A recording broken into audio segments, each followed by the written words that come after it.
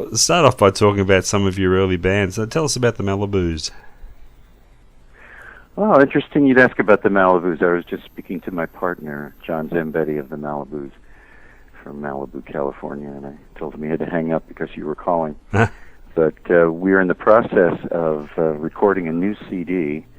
Back in the days of the Malibus, which of course is my high school band, and for those listening at home, it's Malibooz. If you want to check us out there on the web. Mm-hmm. It was a great place to get started. It was a great place to nurture your dreams because we thought we were great. It was one of those things where it was like, well, yeah, we're as good as all those people. They just don't know that yet. And so, despite what we might have sounded like in real life to ourselves, we were doing great things. I mean, I remember one time we were playing at a prom, our school prom. I went to Loyola High School, by the way, in New York City, and we were going to rent a hotel room for the after prom party, and we grabbed a cab, the whole band. There were like 5 of us, and when we got in the car, the driver said, "Oh, hey, you guys must be a band," and of course we just took it right from there. We said, "Yeah, we're the Beach Boys," and we pretended to be the Beach Boys, and in fact we even signed some autographs for the guy. He said, "Oh, I heard of you guys. Yeah, my daughter loves you." So, so we signed autographs as the Beach Boys. Yeah, we always had a high opinion of ourselves, but it was a good incubation for us. Could you ever have thought that here we are now in 2009 that you'd be back playing with your high school band again? No. There are a lot of surrealistic elements to my life that I never could have dreamed about. And that was just one of them. Another one was last year. I taught a course at Georgetown University called the Music Industry Seminar. And I graduated from Georgetown back. Well, we don't necessarily need to give dates. But suffice it to say, I was 2 years behind Bill Clinton at Georgetown. In fact, I lived in the same dorm as Bill when I was a freshman. Wow. We go back a way. That's what it was. I mean, the Malibus was a surf band. We started out as an instrumental surf band and gradually got the nerve up to sing vocals. In fact, my first vocal, I sang Louie Louie at a party in New York City where the drunken revelers came up to me and said, hey, because we had a microphone, but we didn't have a mic stand. So what it was, we used it for announcements in between songs, and we'd put it down, and we would play the instrumentals. So I mustered up the courage to sing Louie Louie, even though I really didn't know the words. And it didn't seem to matter to the guy who requested it, because I was, he said, oh, see, I sing the dirty word. So it's like, oh, yeah, sure, okay. And I just mumbled my way through it, and he loved it. So I kind of learned a lesson right off the bat there about showmanship and perception over reality. But it was a band that our biggest moment came at the New York State World's Fair back in 1965. I guess I'm going to date myself no matter what I do here. And we played 2 different venues at the fair, and one was the RCA Pavilion, where they were showcasing closed circuit color TV on the fairgrounds, and we had a 20-minute show, and the guy came out and interviewed us, and in fact that's what set up this whole thing, because in the interview, my partner John said, we do everything from surf to English sound. And the guy didn't know what that meant, so John had to explain it to him as far as the sound of the guitar. But all these years, it's been sitting out there. In fact, on our first CD, which came out in '81, there's a track that is that interview. And so it finally occurred to us, well, why don't we do the English sound CD? So we are almost finished recording this. I think we're going to call it Queens English, with the apostrophe after the S, because I grew up in Queens, New York. And we have enlisted Donovan has done a thing, an overdub on it. Spencer Davis did a harp part that was really cool. The guitar player from the Trogs, I'm sorry, his name is blanking out from now, but he's on there. Ian Whitcomb of Come On Baby Really Turn Me On. So we tried to recruit as many of the authentic 60s British rockers as we could find to be on there. Andrew Loog Oldham is supposed to produce a track on it. Oh, wow. So it should be quite an interesting package. And, you know, and we each, and this is original material, of course. I have some English-sounding tunes, I think, that are on there. Some sound like the Yardbirds, some sound kind of like the Beatles, some sound like, well, actually, some sound like Donovan, which is the one that he's on. So it should be really cool. Half of the material is mine, and half is John Zambetti's. So we're looking forward to getting that out, and I think Gerard Mankiewicz, who did the Stones photo, is supposed to do the cover for us. So trying to make it as authentic as possible. That sounds fantastic. But then, of course, we moved to Georgetown. 3 out of the 4 members of the band. We lost the bass player, but the drummer and the 2 guitars. That's my cat knocking over my computer. If you heard that. Stupid cat. Anyway, and so we played as the Malibus through that first year, but then things were changing, and surf music was very much on the way out. And so we actually started doing much more original material, and of course just covers of the day, and changed our name to Sageworth in the middle of 1967. Sageworth and Drums actually is what we called ourselves. Right, so that was essentially the same lineup, was it? It was. It started out that way, and then John, who was the other guitar player all along the line with us, he went into pre-med to become a doctor, and suddenly he was skipping rehearsals. It was like, well, wait a minute, what's going on here? So that was around the time that I started picking up playing lead guitar. I had taught myself to play guitar from a Kingston Trio songbook way back when I was 15 years old, and just kind of learned it as I went along. It was in, I think, the fall of '67, that was a sophomore year, when Annie McClune joined the band. And Annie brought a whole new dimension to our band. And at that time, of course, San Francisco music was very big, Airplane and Grateful Dead and Quicksilver, and also bands out of L.A. like The Doors and Buffalo Springfield and Byrds. And those were the bands that really influenced us in that period there. We were definitely drawn, I was drawn, increasingly to the folk rock, country rock out of L.A. And so I started, I was on the radio at Georgetown. I had a show that I kept getting thrown off the air for doing things against station policy. But it was a very conservative station when I started there. And in fact, the guys who were running, this was WGTB at Georgetown, the guys who were running that turned into the guys who started National Public Radio. Oh, right. So that was kind of an interesting leap that they made to that from our crazy college station. But it was a fun time, and I loved being a DJ. I loved finding obscure music and getting it on the air and doing all that. And during that time, John and I were still kind of songwriting, not so much partners, because we didn't write the songs so much together as, I would write a song and then he would go, yeah, that's great, yeah, that's great. He'd go home and write a song that night, and we were our own best audience is what it was, and it very much helped us to develop our style and our skills. And it was an interesting time to be in Washington, D.C. I was in D.C. from '66 to '70, and actually until the end of '71. After I graduated, we continued to play, and in fact, that band Sageworth will be reuniting next week in Washington, D.C. to celebrate a club from that era called Emergency, which was really the first teenage nightclub.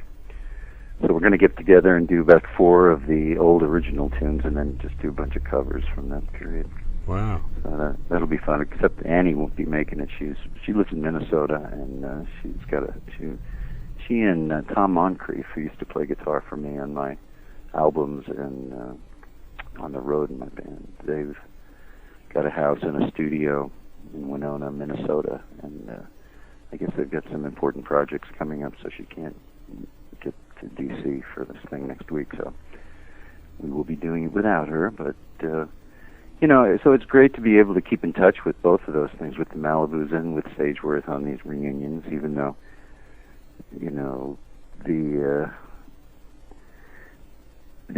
not all the guys from the band have continued to play, on a regular basis. So it's always kind of getting them up into speed when we're doing these shows. But it's fun.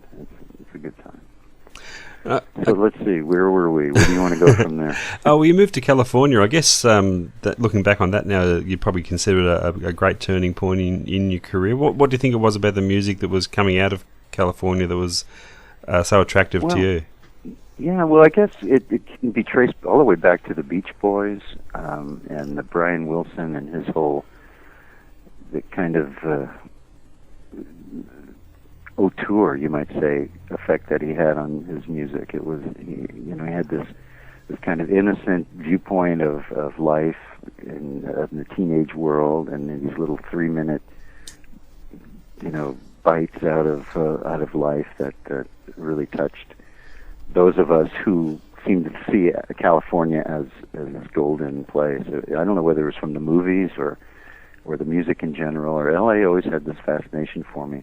When I was 11, I went to Disneyland with my mother, and had great memories from that period. So I was always kind of fixated on California, and then it was only reinforced as the years went along with bands such as the Byrds and Love and the Doors and and Buffalo Springfield, especially. Those bands really kind of riveted my attention, and then when I guess it was in '68 that the Byrds get hijacked by Graham Parsons, and Graham Parsons was this mysterious name that showed up on the Sweetheart of the Rodeo album, and made a band that was really the folk rock avatar. They were the real leaders in folk rock, and all of a sudden they were playing country music, which was complete 180 from the whole headspace that the guys in my generation, certainly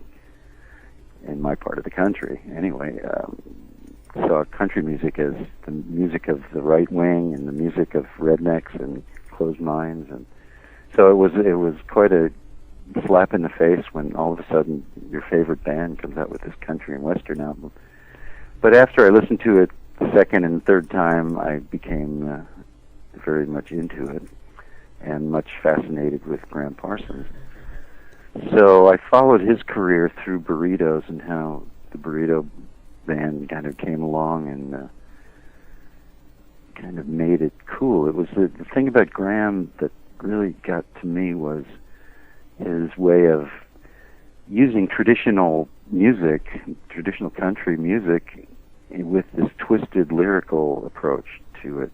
This kind of lyrics that operated on more than one level, and it was you could always keep going back to it and hear it. I mean, Dylan always had the same kind of thing, but it wasn't in country music. But much more than just the surface was going on there. And so that fascination also drew me to that, and for whatever reason, as it developed into the latter day, the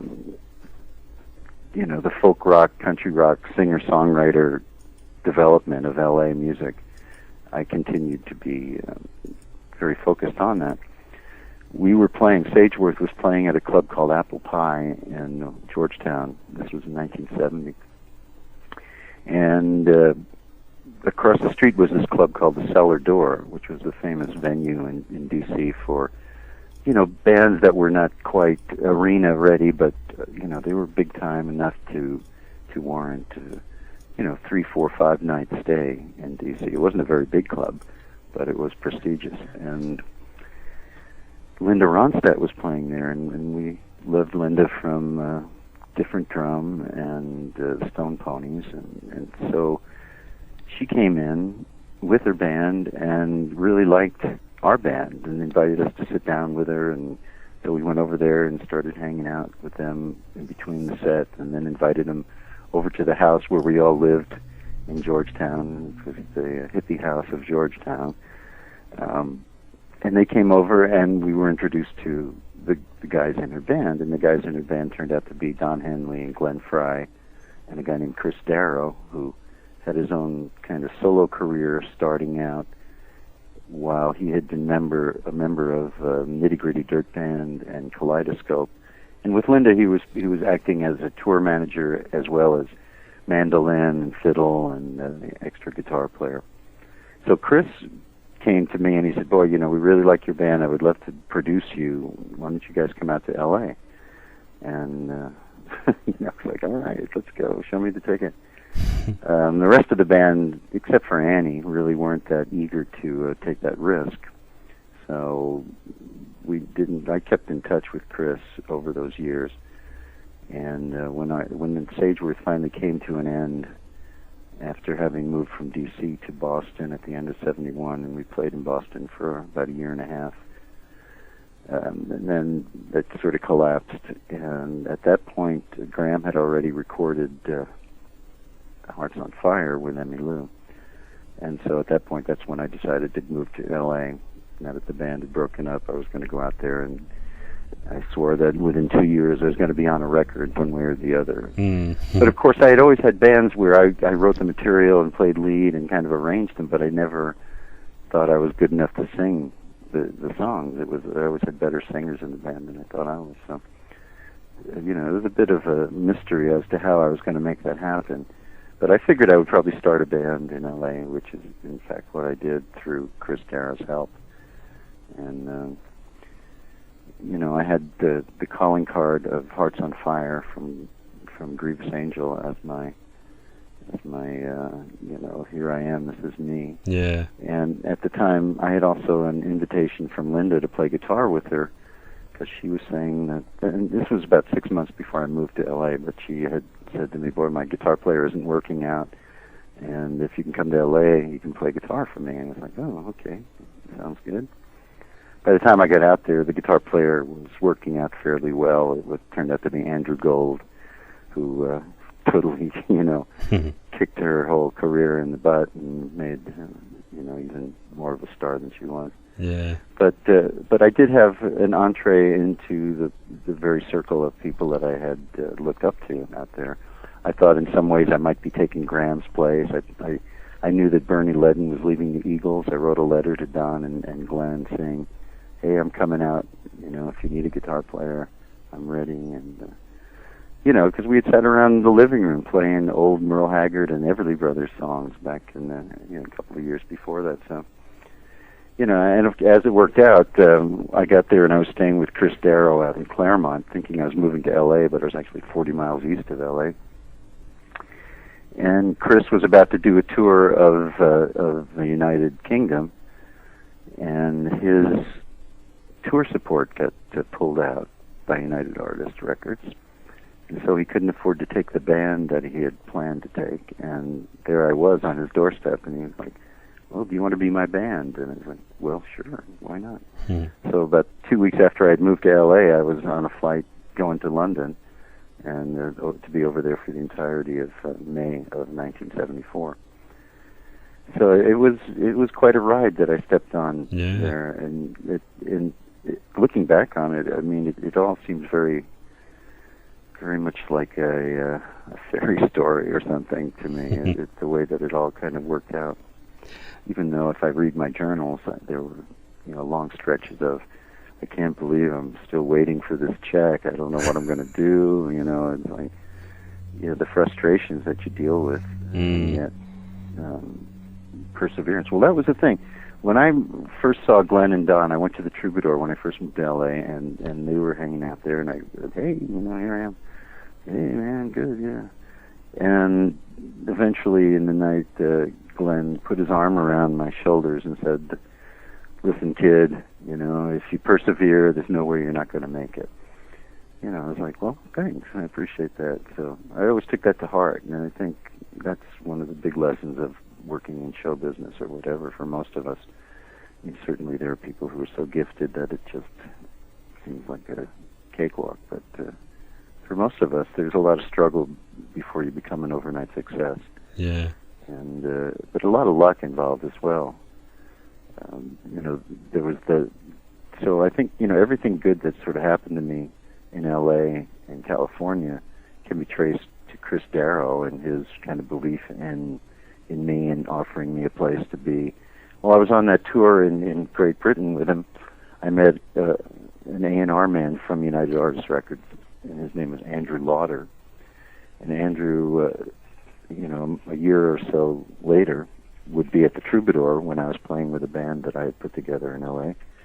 And he offered me a deal instead of the band, even though, I was not the lead singer in the band, but I was the main writer and I was the guitar player.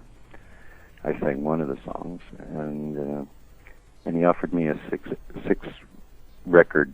six-side deal, so 3 singles, A and B side, as they used to be. And so with that deal in hand, we secured producers to do that. I was amazed that it was offered to me. I was living on the couch of the 2 other guys in that band, and yet I had to go, well, guess what, guys? They offered it to me, not to the band. So it made it, but they were real supportive. Earl Shackelford he was a great talent, and Dave Millard, and both of them were Claremont natives, and and Earl has had kind of a cult following over the years. He's living in Idaho now. I don't think he's doing much music anymore, but and Dave Millard was real talented, and there's a thing called the Folk Music Center in Claremont that he, I think, is running now. So, it was interesting to me because I came 2,000, 3,000 miles to L.A. to make it, and so being 40 miles away from it didn't deter me from driving into L.A. as much as I could. Yeah. Whereas these guys were like living there, and to them it was like, oh God, I don't want to go to L.A. all the way in there. And so I think I had more drive to really make it than they did. They were kind of locals, and I was like, well, I'm here to make it, and let's make it happen. So I hung out as much as I could and got to know a guy named Greg Lewick. Greg was actually Chris Darrow's manager, and he eventually became my manager as this deal advanced. And to this day, he and I are good friends, even though he acts as kind of an unofficial manager for me now. So, these things, when you meet the right people, it lasts for a while. I don't know how fast you want me to go through this. No, you're doing beautifully. You're actually answering questions that I was planning to ask you anyway, so it's working to a treat. We're going well. Okay, good. Well, I don't know if I'm skipping over too much or what part you really want me to concentrate on, or for that matter, how long you want me to go here tonight. No, we're going well. Once we had that deal in hand, looking for producers, I wanted Brian Wilson to produce my record, and even at that point Brian was not quite all the way back, and that soon became a no-go.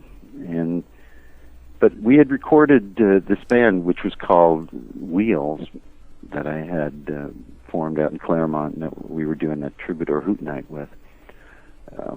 We recorded a bunch of demos at a studio called Sound City in Van Nuys, California, and it was that being in that studio that led to Lindsay and Stevie becoming my first producers. The engineer who worked with our stuff when we were looking, when I had the deal and we were looking for producers, he said, "Oh, well, I think Buckingham Nicks wanted to do production outside of Fleetwood Mac," and I was like, who's Buckingham Nicks? Who is he? It's like, no, it's 2 people, and you should listen to this record. I think you're going to be interested. Because I knew who Don Nicks was. Don Nicks was like a southern rocker, and I didn't think that was what I was doing. And even for that matter, what I knew of Fleetwood Mac at that point was the Bob Welsh version of the band, where they were doing Bermuda Triangle and these long jams, which I appreciated and I thought were cool, but it wasn't exactly what I was doing either. So I thought, this is odd. But I listened to it, and aside from a little bit too heavy on the string section, thought that it was amazing. I loved Stevie's voice. I loved the interplay of the male and female voice. I recognized a lot of Sageworth in there. And as it turned out, Annie and Stevie, their birthday was like a week apart. So that was a weird coincidence. You know, of course, my middle name is Lindsay, and so there was that weird coincidence. Mm-hmm. Lindsay had come through the Kingston Trio Beach Boys School, as I had. So, I mean, it just like clicked off on a lot of levels when I finally got together and started working it out with them. And in the meantime, of course, that first Fleetwood Mac album with them on it, what they call the White Album, was starting to make some noise. You know, Over My Head had been a pretty good success for Christine. And then Rhiannon came out of left field, and it was like, oh my God, what is this? You know, and so they were starting to get on that rocket at that point. And so, you know, again, timing and luck and whatever, me kind of hooking up with them before they became too insulated in their whole thing. Or, you know, I mean, of course they Lindsay continued to work, and so did Stevie with other people. But, you know, at that point it was not the big time thing that it became in the next year. So being able to hang out with them and just kind of, you know, fall in love with Stevie as she was doing the vocals on my first album. And there's a song on my first album called Tunnel of Love, which Stevie does this banshee kind of wail background vocal on, which just sort of sent me flying. And on the way home from that session, I was driving behind a car on the 101 freeway in L.A. It was one of these very much customized, pimped-out cars with the diamond window and the neon lights under the wheels, and the license plate said "Not Shy."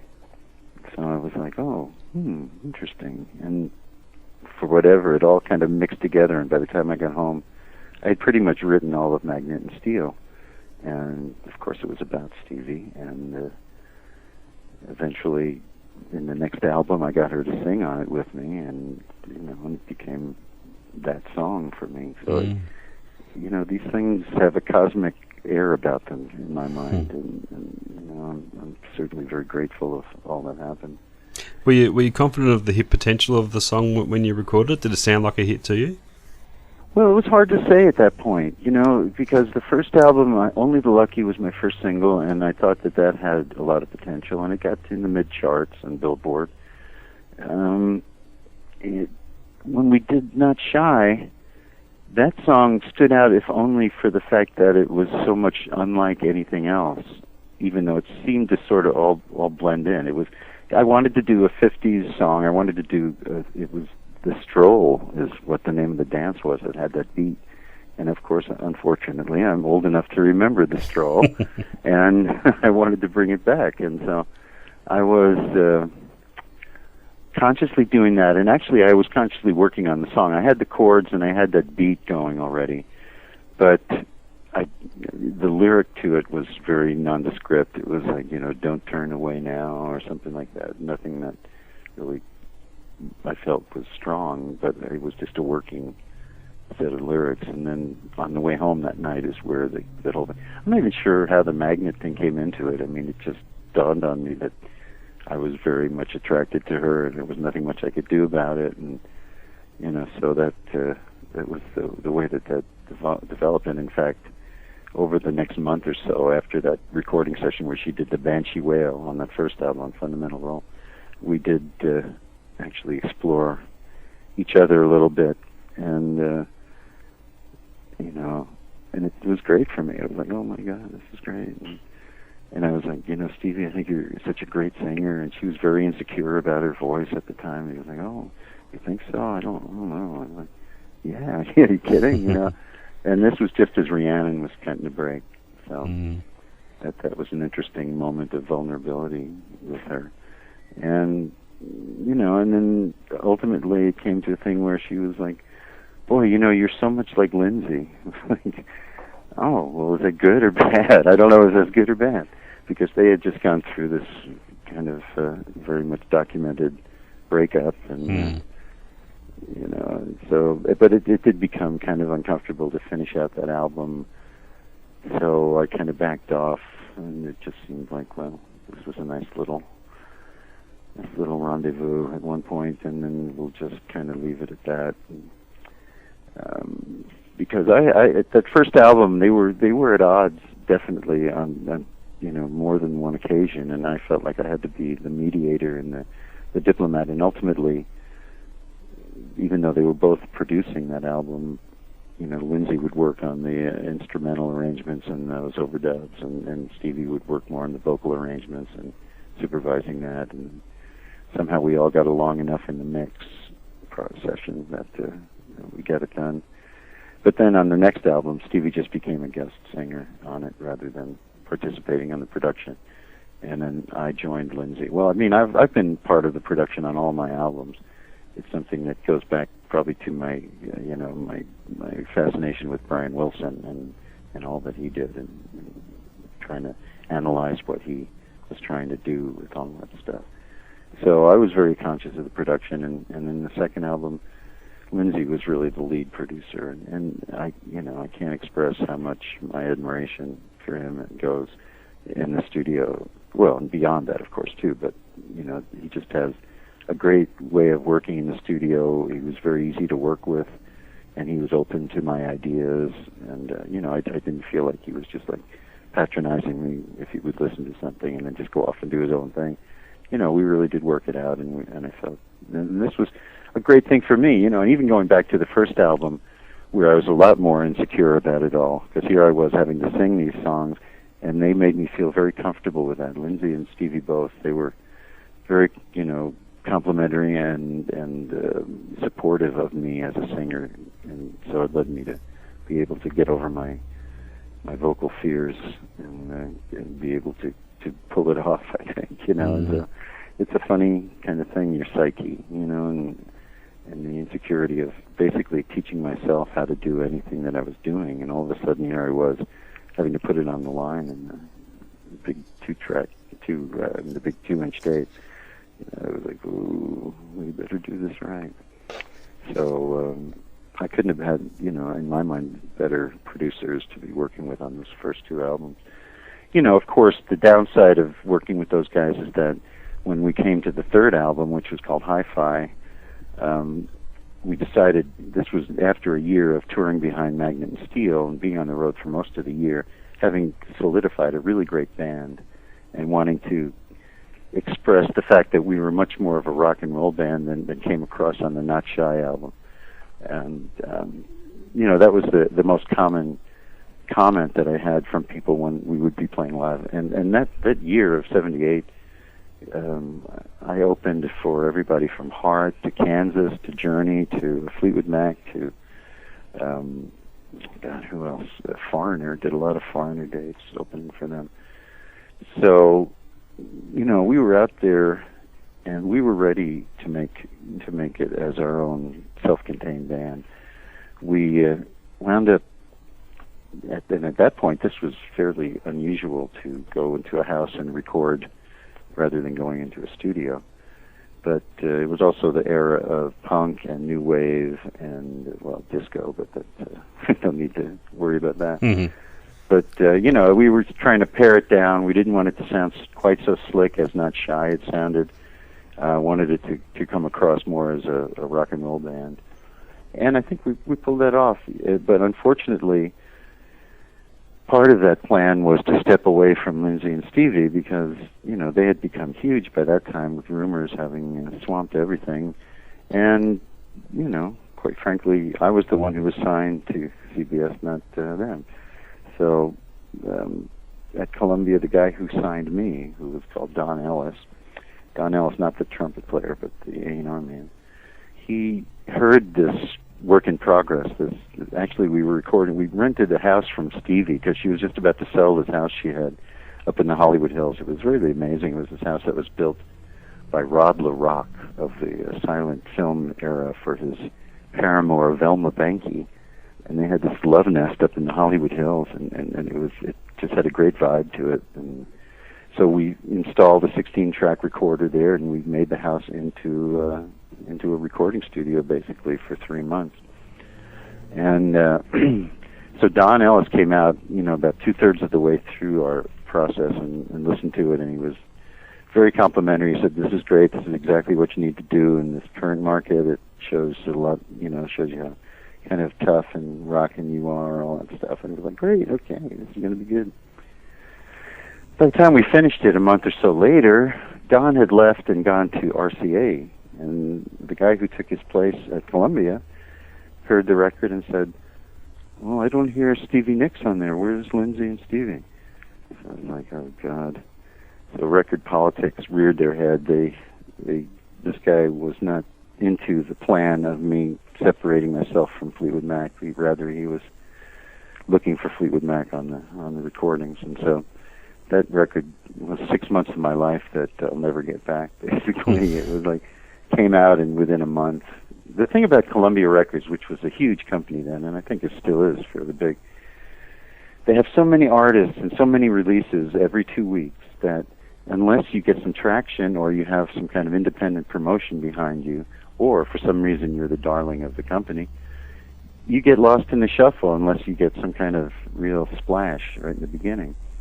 And for whatever reason, and I think that probably goes to Stevie and Lindsay, but Magnet and Steel got the special, they'd go into their radio stations and they'd put out 3 or 4 records and say, "These are the top ones we want you to play," and then after that they say, "But this is the one you have to play." And that was Magnet and Steel for whatever reason that year.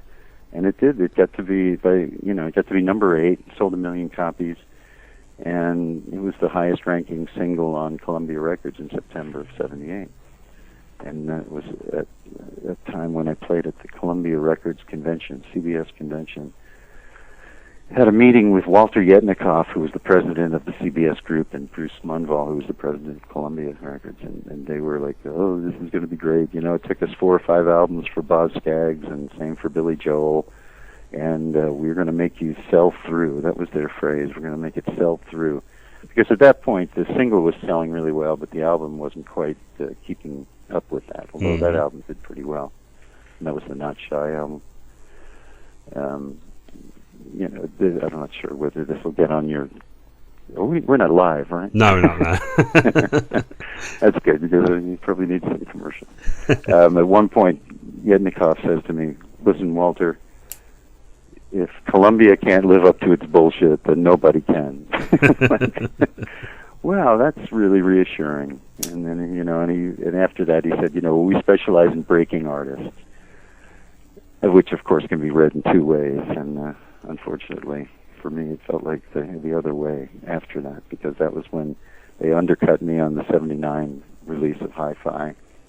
I went out on tour, and friends that I had made the year before with Magnet and Steel, were saying to me at these radio stations, they would say, "Yeah, what's with Columbia? They're coming out with this record," and they're saying, "Well, you're probably not going to like it because Stevie Nicks isn't on it." And I was like, "Really? That's really nice." So when I heard that, I said, I went out. I had a 6-album deal with Columbia. And I said, "Well, listen, I'm out of here. I don't need that." And I was persuaded to do another album with a guy named Earl Mankey producing it. And that was called The Last Stroll, referring to the strolls that I had peppered my albums with from the time of Magnet and Steel. And, of course, feeling like this might be the last one I want to do for Columbia. And, in fact, it was. Yeah. They did the same kind of thing. We spent 6 months or so making the record, and then it was basically neglected after it was put out. So it's a lesson in label politics for me.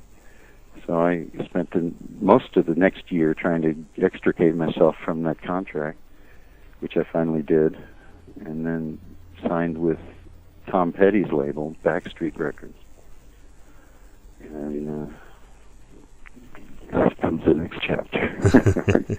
Is there anything you want me to go back over on that part? No, that's fine. Just keep going. There was an extended period away from music where you were focusing on graphic art and sculpting, wasn't there?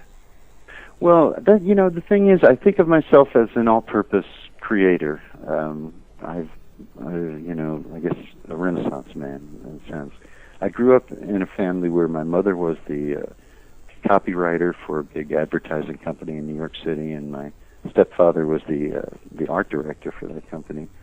So there was a lot of creativity going on between the Martinis with those guys, and they encouraged me to be creative from the get-go. So I had started writing poetry early in high school, and then once I started with getting a guitar, I found that instead of sitting there learning scales, I would start writing songs. It was just what I was drawn to. And then when I got to college, I was going to be a journalism major, and then I switched that to an art major. And you know, in college I was a metal sculpture major. That was basically my concentration, fine arts. And so, you know, I think part of what's kept me sane for all these years is being able to express myself through different media. Mm-hmm.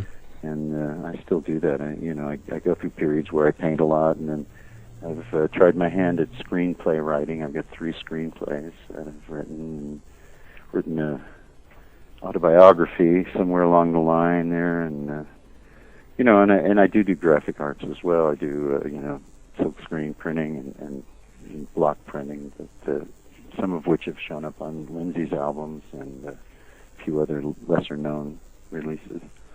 You know, so I do, yeah, I do. I pay attention to all those things, and I love being involved in part of that, in the packaging and the, you know, and of course the lyric writing itself. Mm. I guess you moved to Nashville eventually would put a new lease of life into your songwriting. Being such a songwriting-based town, it would have been difficult not to be inspired by so many writers around you. Well, the funny thing about that is when I first came to town, I went to the Bluebird, the world-famous Bluebird Cafe. And I even forget who the writers were, but they have these things, these writers' rounds, where there's 3 or 4 writers, and they just do a song each, and they keep going around for a couple hours. And I found incredibly inspiring, you know, the first hour or so, I was just like, oh yeah, this guy wrote that song, oh my God. And then by midway through the second hour, I was just like, well, why do I even need to write any more songs? All these songs are great, what can I add to all this? And so I learned right away that when you're inspired, you should go home and work on some songs yourself rather than getting to the overly inspired point. Because everywhere you go around here, it's incredible how much songwriting talent there is in this town. And that was part of why I moved here. I had inherited the house I grew up in Queens, New York in 1991. And moved my family from L.A. to New York City to Queens, New York at that time. I'm thinking, well, you know, I've been in L.A. for 17 years, and I was a little tired of all the natural disasters, and I just had this idea that it'd be nice to go back to my hometown and just, you know, make it happen here. If you can make it there, you can make it anywhere. Well, you know, I suppose it didn't quite work out. Yeah. I got back there, and rather than being embraced by my hometown, as Paul Simon, who also came from Forest Hills, he termed it. Yeah, it was a bit of a struggle being there. It was a good experience in a lot of ways.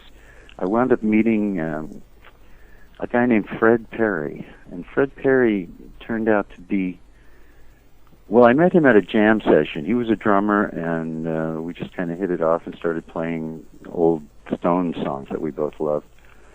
And turned out he was the brother of Richard Perry, who is a famous producer. Has produced everyone from Barbra Streisand to, you know, the Pointer Sisters to Leo Sayer to actually Willie Nelson and Julio Iglesias. So, I mean, he is just like, of the 70s, he was like the producer in L.A. And in fact, in 1979, he started a label called Planet Records. And his first act was a group called Night, and their first song was Hot Summer Nights. So again, another weird cosmic connection. I met this guy, and this is Richard Perry's brother. I was like, oh my God. So we started the band Brooklyn Cowboys.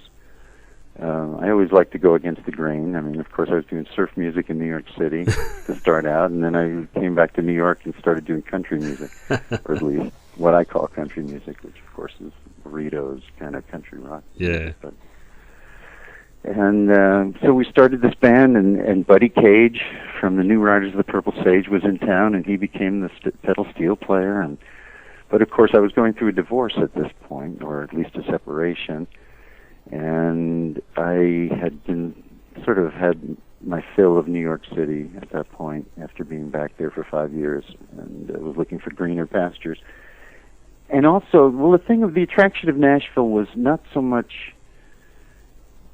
the country music, even though I was being told that country was now what 70s rock was, with a pedal steel or a fiddle player, but rather that as a songwriter I could basically control my destiny more, rather than having to make 5 or 6 phone calls or more to do just a simple gig in New York City, where you had to call every member of the band, because they were, nobody was on retainer and everybody was in 2 or 3 bands.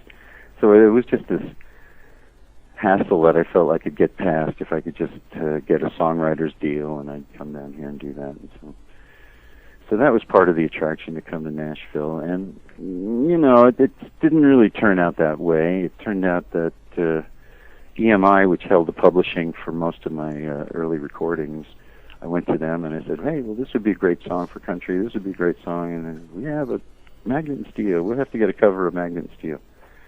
Which, of course, they never did. The thing about EMI is that they've got everything from, all the hits of James Brown to, just pretty much any song you can think of. They seem to have. I think they had the Michael Jackson and some of the Beatles at that point.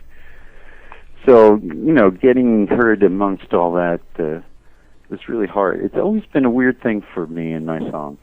My song is fondly remembered by a lot of people, and anything that's happened with any of my songs has pretty much happened because they liked it to start with, rather than me going to them and saying, wouldn't you like to be doing this? And because it was in Boogie Nights, it was in the first Deuce Bigalow movie, and all of these things happened because, in the case of Deuce Bigalow, I got a call from the production company saying, Adam Sandler really wants Magnet and Steel in this. And I was like, oh, well, that's good to know. It's like, let's make a deal. So, it was in, 4 or 5 of those. It was on a Toyota commercial. And in fact, even in the commercial, the Toyota commercial, it was this 3-vignette little commercial where it was called If Kids Ruled the World. And each one showed a kid in a Toyota Sienna van taking advantage of whatever they were trying to plug, like one, the roominess or whatever. And then the third one was, if kids ruled the world, I wouldn't have to listen to my parents sing Magnet and Steel again. And then they have the parents in the front seat sort of singing along with the record, and in the back seat the kid is putting on some headphones. So, it's weird on that level. And, more surrealistic things are like I've become an answer in crossword puzzles. I was in the New York Times crossword puzzle, People Magazine, TV Guide, rock singer Walter Blank, or Magnet and Steel singer Walter Blank. And I've become a 4-letter word, basically. And with 2 vowels. And I know my grandmother would just be smiling in her grave to hear about me being in the New York Times, because she did that puzzle every Sunday. So it's and those are the kind of things you don't even think about. When you're sitting dreaming about being a musician or being the Beatles or the Beach Boys, it doesn't occur to you that you might, become a thread in the fabric of our culture or whatever. It's a very odd feeling. At the same time, my career has been pretty much below the radar in a lot of ways. So people know the song, they're not even sure, even here in Nashville, they go, oh, yeah, you wrote Magnet and Steel. Who did that song? Well, I did it. No, but I mean, who made the record? Who made the hit? It was like, yeah, that was me. No, really? So it's funny. It's a weird kind of thing. But, does it become annoying at times if you hear yourself labeled as a one-hit wonder? Yeah, I've got my own page. There's a book called One Hit Wonders, and I've got my own page. Oh, have you? Yeah, it's Joel Whitburn from the Billboard books thing. And, yeah, it does. It does kind of annoy me, because I think, at least I'm a three-hit wonder with Hot Summer Nights, and then you know, Borderline, Full Moon Fire from that Tom Petty label release. That got to about number 36 or 37 on Cashbox or Billboard, one or the other, and then the plug got pulled on that. Talk about label politics. The guy who was the head of Backstreet was vying for the presidency of MCA with Irving Azoff at that point. And of course Irving won, and it had been quite a bitter struggle apparently between them, because when Irving won, MCA absorbed Backstreet, and Danny was out the door. He had, and of course I was Danny's pet project, because it was, our symbiotic relationship was, I wanted to be seen as more than just an MOR kind of teen idol, Magnet and Steel guy, and more of an edgy rocker, and he needed to show that he could have a hit on that label without Tom Petty being on it. And it was working well until I lost my bullet for the lack of one station that was supposedly, quote, in their pocket, the promo man. And so then Irving, once it lost its bullet, decided to pull the plug on the record, and I went to see him personally, and I said, hey, Magnet and Steel lost its bullet twice, and I know if you believe in the record, you can make it happen. And he said, well, Walter, you don't understand. The record is over. Good. Oh, now I see. You bastard. So, I've never had a warm spot for the guy in my heart since then, even though he wound up, managing a lot of the people that I really admired. So it was a weird kind of thing with that. But, yeah, it's weird. I go to the local supermarket and Magnet and Steel comes on, and if I'm there by myself, I'm walking around and there's people singing along with it, and it's a very, my own little movie that I'm in. And, hey, that's me, my daughter, who's 14, says she'll be in there with me. She always comes running over. Dad, yeah, I know. So it's pretty funny. But when I moved from New York, I really wanted to get to a little less stressful area, and I actually live just south of Nashville in a town called Franklin.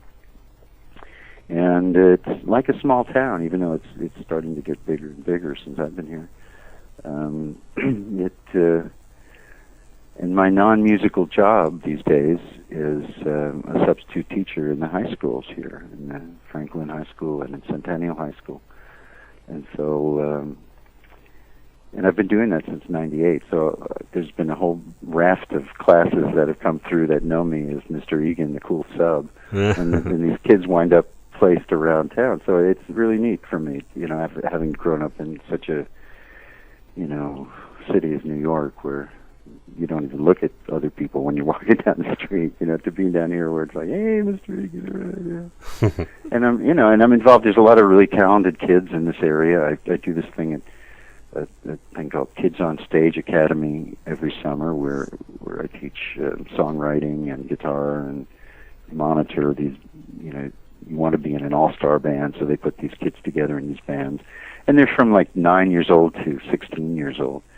But you'd be amazed at the talent that these kids have.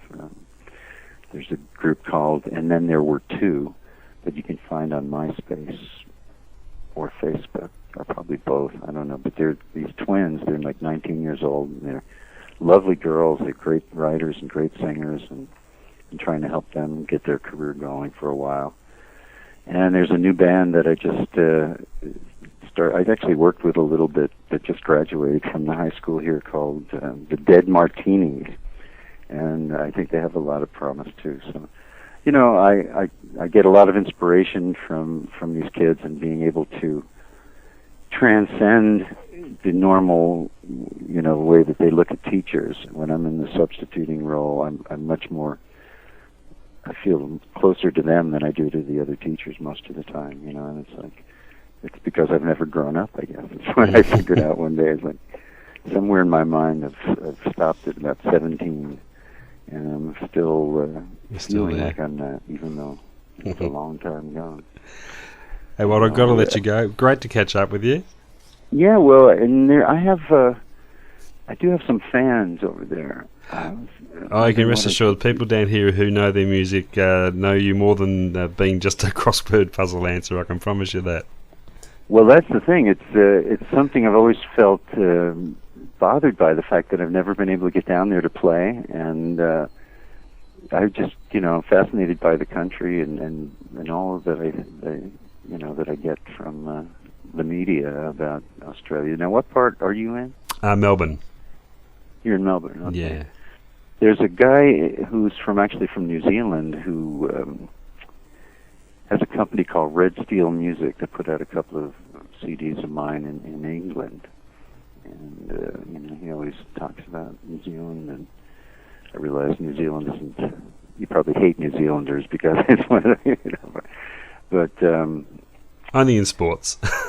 Yeah, well, there you go. There's got to be a rivalry. There you go. But yeah, I would love to be able to come down there and do some stuff. My fifth album, the one I was just referring to, has actually just finally gotten out on CD. The one called Wild Exhibitions. Oh, great! And that's the one from the Tom Petty label. So you can look for that out there. It's on Renaissance Records, the same company that put out the Lost album, one of the ones that was in between big deals. And they were supposed to put out an anthology, and they had it all set to do that with Columbia Records. And then it turned out they were in arrears very much to Columbia, and so they were not able to do that. And that's how they said, well, do you have anything else you want to put out? And I had these half-finished recordings that came out as the Lost album, or in England as the Mad Dog album. And on that, Jackson Browne's on there with me, and Christine McVie, and Chris Darrow actually is on there too. So, I always try to make it interesting. And now I've been playing in Burrito Deluxe. Talk about weird connections. I'm, finally after Burritos, I'm such a Graham Parsons fan that to me there are no Burrito albums after Burrito Deluxe, the second one that he was on. And despite the fact that I knew a lot of people who played in the band along the years, I always didn't want to listen because it just wasn't right. But I always felt that connection to Graham, that I felt like, well, I know what Burritos, the Flying Burrito Brothers, or whatever they want to call themselves now, are supposed to be like, and they should listen to me. And then I finally joined this band about 3.5 years ago, but they didn't recruit me because of my connection to Graham or my connection to the music, rather just as a singer and a guitar player that had been in the Brooklyn Cowboys before that.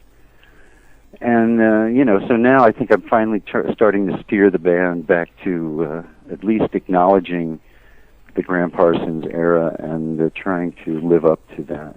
And we just recorded 6 new tracks that hopefully will be out by the end of the year, with at least 6 more. But we've got this strange relationship where we're funded by a wealthy guy, and he has set up a label called Luna Chica Records.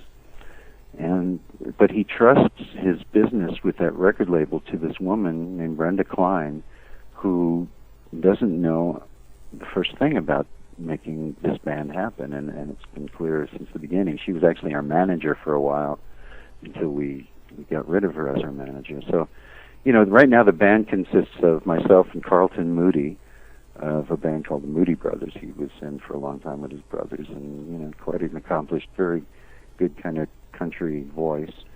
I come in there with the Graham Parsons vulnerable, very weird kind of voice for country music.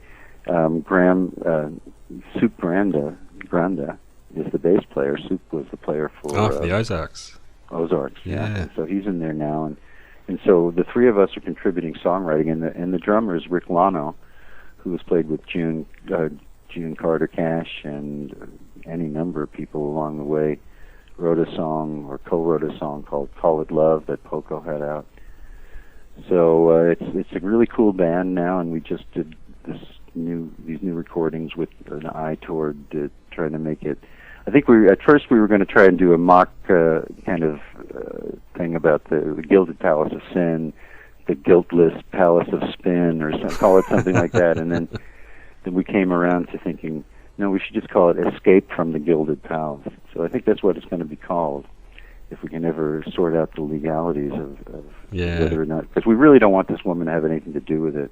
I mean, look, here's an example of her mismanagement. That's what I used to call her.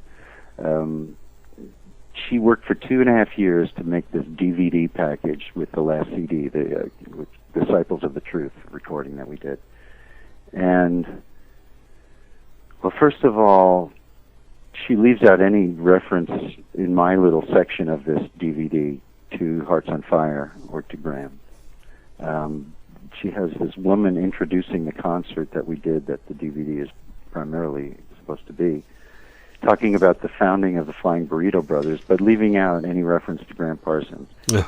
And then in the press release where she touts this DVD and this recording as Richard Bell's last recordings, which it was, and Sneaky Pete's last recordings, well, she goes on to misspell Sneaky Pete's name. Instead of not just one letter, it's instead of, Kleinow is his last name. Kleinwort is what she says about. So it's just like the totally wrong person to have anything to do with this band, and yet the guy who is making us live as a band by, basically underwriting it, even though we're not on retainer or anything, is so enamored with her that he can't even hear us when we're saying she's wrong. She's the wrong person. So, there's always something. Yeah. It's the story of my career. There's always something. But then I get phone calls like I did in March from EMI Publishing saying, guess what? Eminem has just made a new record that was inspired by your song Hot Summer Nights. I said, really? Well, it's very interesting. Wow. And they had to play it for me. I had to approve it before he could release it, even though, of course, at that point, he had already made the video and was all ready to go. This was in March, and it came out at the beginning of April. And so that song, We Made You, I'm not sure if you're familiar with that, but I'm suddenly an Eminem fan. Wow, there you go. And I expected maybe it would be a sampling of my riff or the hook of that song, but in fact it's really just a chord progression. And in fact it's even more so the Night version of that song that he has sort of latched onto or been inspired by. I still don't have the full story of how it came about, whether, when he was a little rapper, whether he was like inspired that song or whether it's something recent, or I have no idea, but there I am as a co-writer with Eminem on that song, We Made You. Wow. And so I may be able to fund my own trip to Australia by this time next year, I hope. I haven't seen anything from it yet. I have no idea. Some people were saying, "Oh, you'll be able to buy a house," and saying, "Yeah, well, we'll see." Fingers crossed for that. Yeah, I gotta say. But I'm really appreciative that you have given me this chance to spill my guts to you. This is how I save on therapy. It's been a pleasure catching up, and you've had some wonderful stories to tell. And it's been great to chat with you. Well, I appreciate it, and I hope to meet you someday in real life. And and I do I guess you found me. Didn't you find me through my website? The website, yeah. Yeah. So about the website .net, WalterEgan.net. And there's if you've seen that, then you've seen these other links. But there's a site called Walternative.com, which is more of a fan site. Yep, seen that. She actually has better pictures on there, I think, than I do on mine. And of course, there's the Malibus.com and the BrooklynCowboys.com and BurritoDeluxe.com, even though we have little to do with that. We're trying to escape from that. But, so, I'm really happy that I'm still being able to do it. I'm enjoying it more than ever. I think I'm doing it better than ever, certainly playing guitar better, and I think I'm singing better, and still writing, and still rather do that than anything else that I know about. Well, it's never too late. You might just get that Australian visit in yet, and we'll be here waiting for you when it happens. Well, I hope so. Thanks again, Walter. And so now, should I send you?